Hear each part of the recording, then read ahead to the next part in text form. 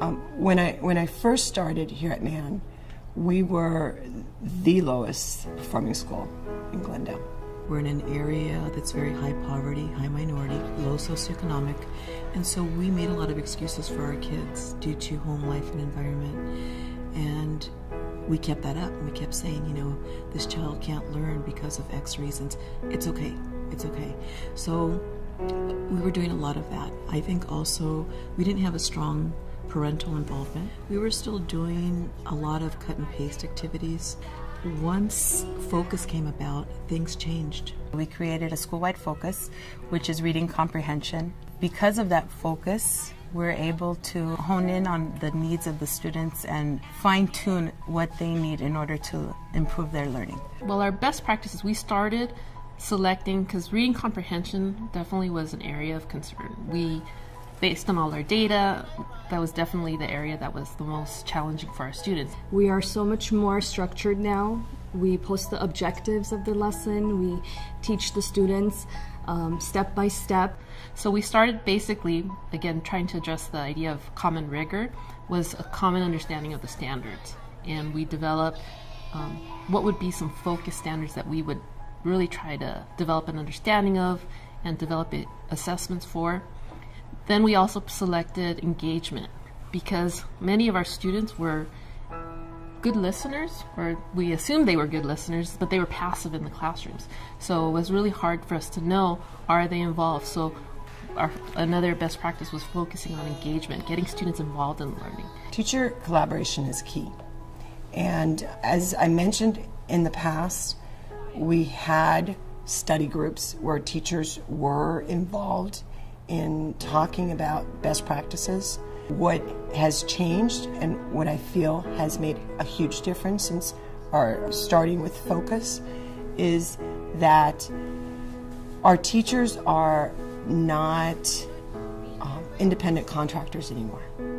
Our teachers are really working as a team.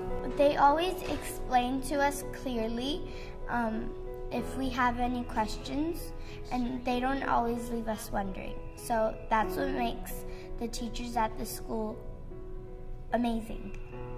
We have involved the families in giving them the empowerment to really be part of the child's learning. We've really made it an important part of our improvement strategy to look at data. So then we started looking at grade level data as well as individual teacher data.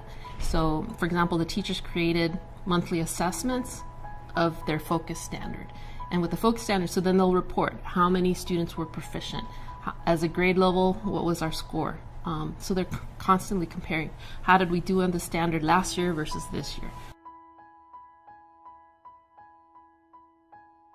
But we've seen a lot of student growth, not only in percentages and numbers, but we've seen student growth in them taking ownership of their learning.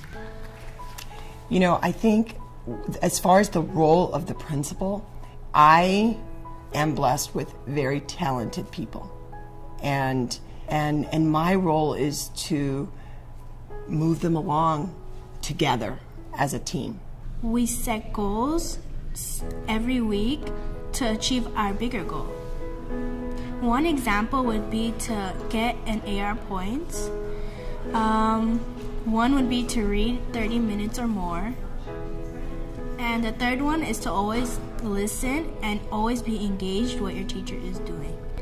It helps you to achieve your bigger goal in life. I want to be a brain surgeon when I grow up. All this hard work is worth it because when you see the students' reactions in class on a daily basis to what they've learned, what they've accomplished, how far they've grown, you feel a sense of accomplishment yourself.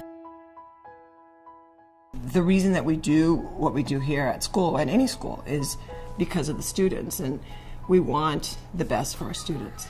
The students that we serve deserve the best, and therefore our role is to give them the best.